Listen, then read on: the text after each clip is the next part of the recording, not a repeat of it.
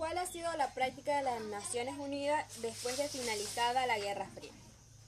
El derecho internacional, como todo sistema jurídico, evoluciona en función de aquellas necesidades del cuerpo social, la comunidad internacional de Estado, al que está obviamente destinado.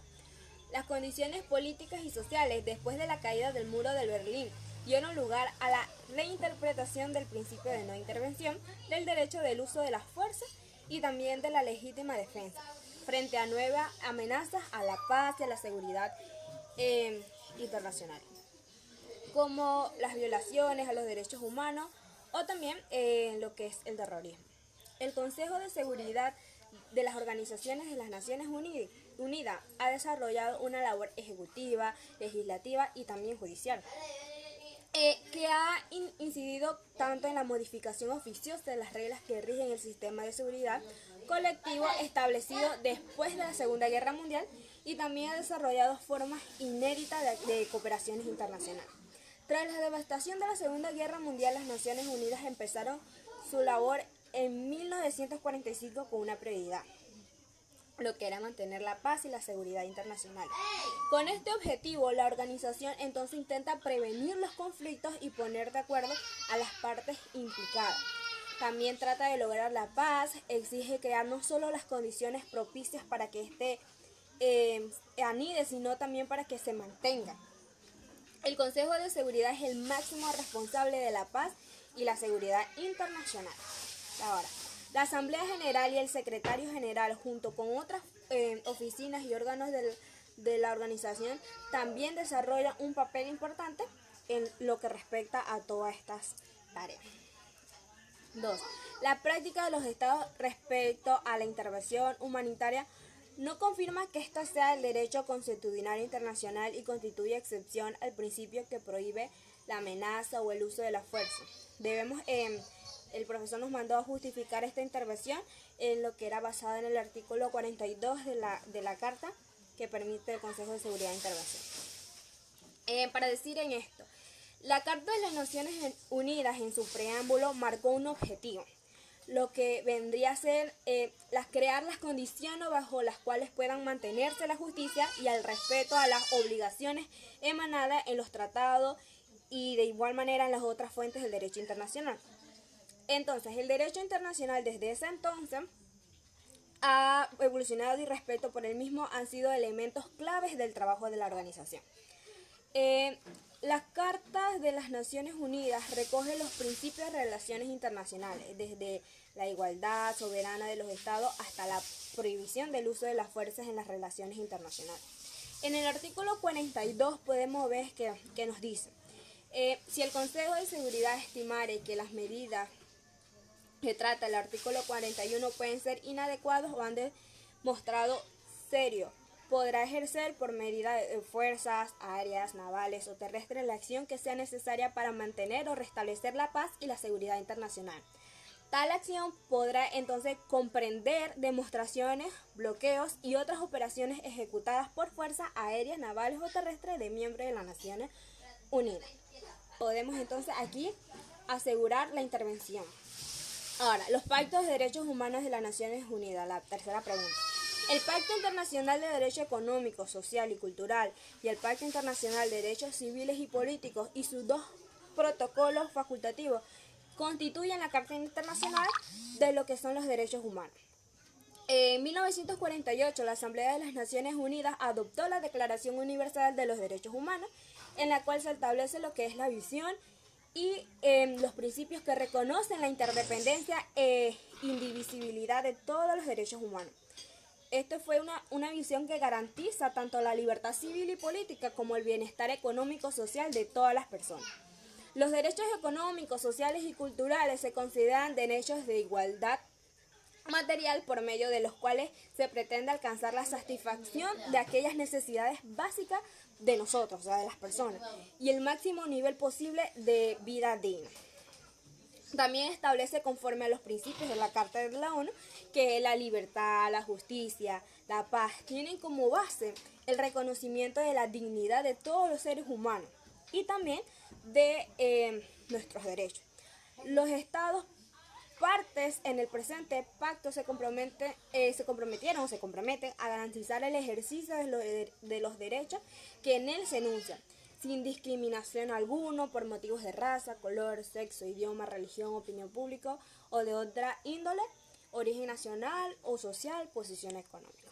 La última pregunta que el profesor nos dio fue derechos humanos, órganos de las Naciones Unidas.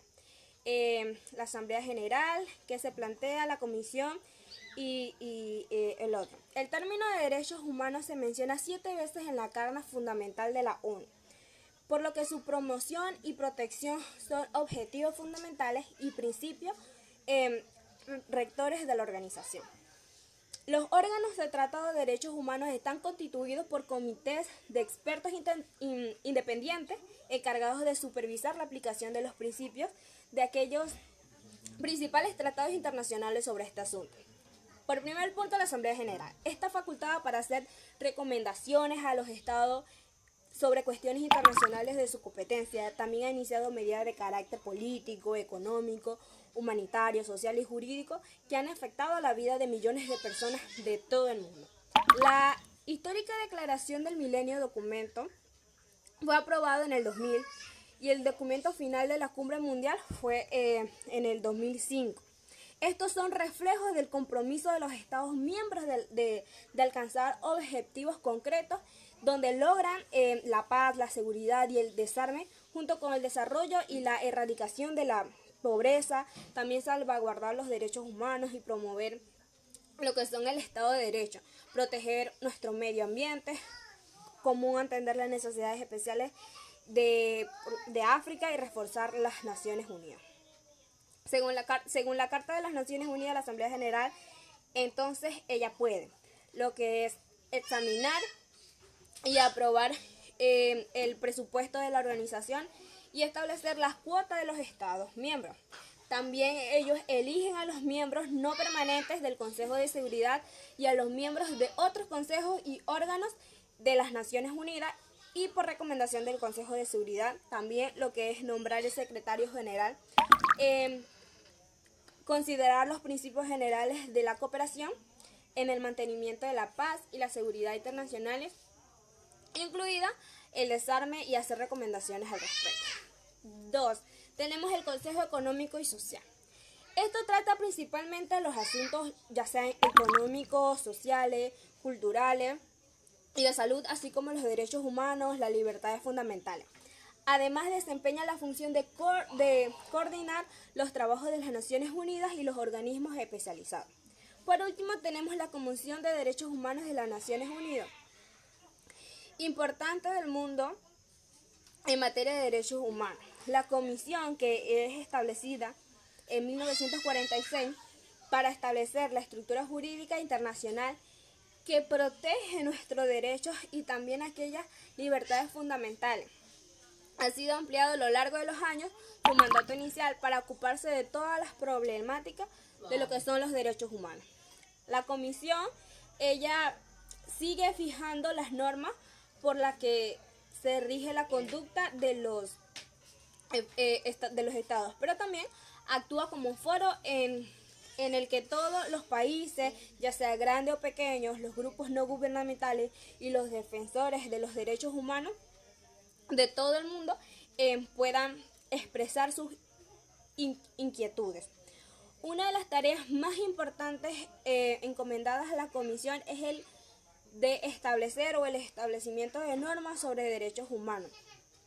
Desde que su último labor ya pasó sobre la historia de la Declaración Universal de Derechos Humanos, en 1948. La Comisión ha seguido estableciendo normas en relación con los derechos económicos, sociales, culturales, el derecho al desarrollo, la eliminación de la discriminación racial, los derechos civiles y políticos, la tortura, los derechos del niño y los derechos de los defensores, de los derechos humanos. Todos los estados que deciden acatar estas normas están obligados a velar por el resto de los derechos enunciados en lo que son en la Declaración Universal y presentar informes periódicos a los organismos internacionales establecidos para verificar el cumplimiento de dichas normas.